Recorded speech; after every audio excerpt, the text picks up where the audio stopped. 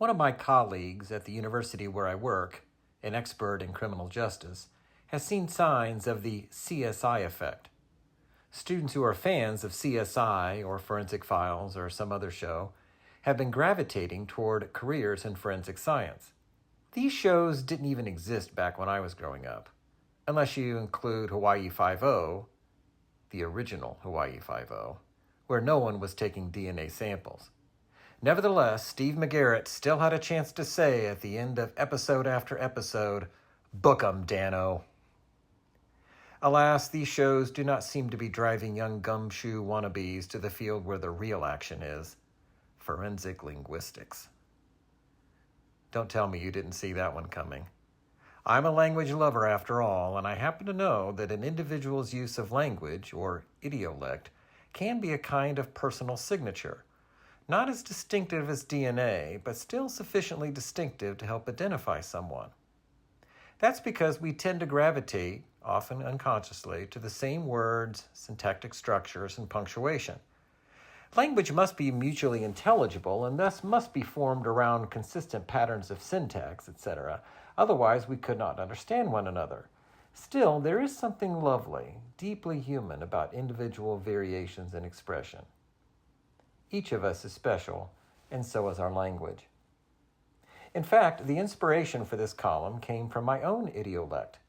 I was asking my media manager, Jupiter, for some changes to spaces around dashes. No, really, I was. And I kidded that Jupiter probably wished I wasn't so madly in love with dashes.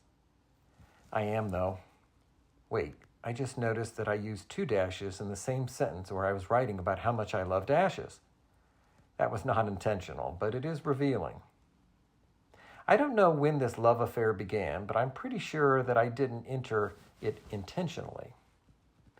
I didn't log into punctuationmatch.com, pass on the semicolons and parentheses, and then linger over a lovely dash. By the way, I should pause here to disappoint my fellow language lovers and point out that there is no punctuationmatch.com, although AI apparently thinks there is, since it promptly turns that imaginary URL into a link every time I type it. Maybe AI is really hoping for someone who will make her feel complete. Well, I do know some single quotation marks. The delightful dash is a subject for a future column. In fact, I could do a whole series on punctuation. I like colons too, but I worry that they lord it over the poor semicolons who probably never feel they are all they could be. Okay, let's get back to forensic linguistics. There really is such a thing. I actually have met a linguist who served as an expert for trials, and a mentor of mine put me in touch with another because she thinks I should hang out a shingle. If you take guilty pleasure in forensic files, as I confess I do, you may recall the occasional forensic linguist on that program. Forensic linguistics briefly went mainstream back in the 90s after an anonymous author came out with a novel called Primary Colors, leaving some people wondering who was behind the book. You may be more familiar with the film version, in which John Travolta plays a politician who looks a bit, and sounds a lot, like Bill Clinton. An English professor named Donald Foster studied the language of the novel and correctly identified the author as Newsweek columnist Joe Klein. Now, I read an article that Foster wrote about his investigation, and I should point out that Klein's style is very distinctive, so much so that it probably didn't require someone of Foster's ability to crack this case. For example, Foster observed that both Primary Colors and Klein's writing elsewhere show a fair number of adjectives formed with the affixes y and ish.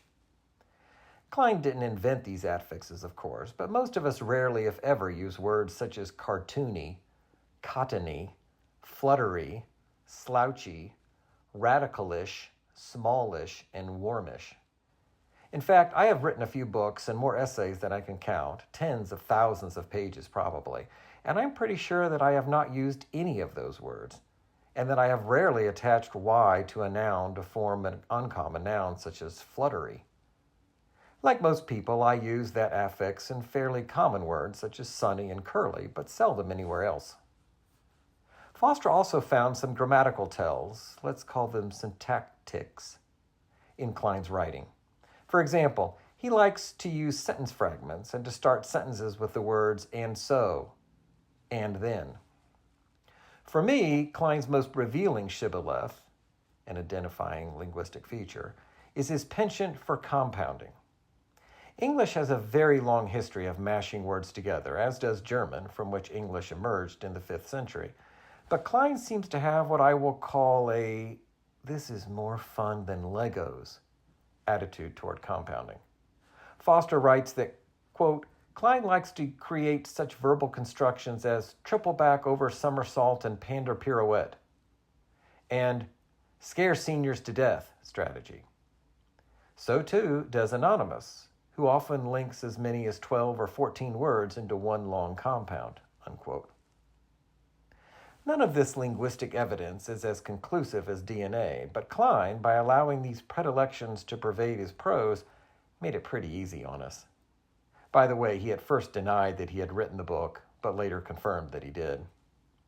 In other cases, I think, it would be much, much more difficult to pen an article, short story, novel, or poem on a particular writer, although some writers do indeed leave clues in the form of favorite words, grammatical constructions, and punctuation marks.